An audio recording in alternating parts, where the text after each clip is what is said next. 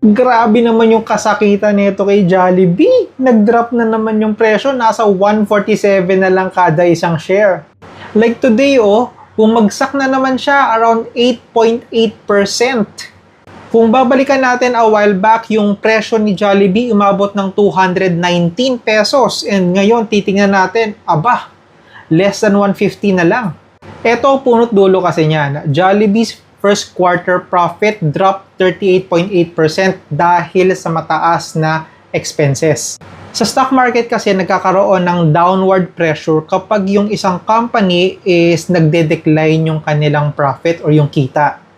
Kahit malaki kang company like Jollibee, well actually, mas lalo na pag mas malaki kang company and very popular, mas mataas ang market sentiment dito which is negative.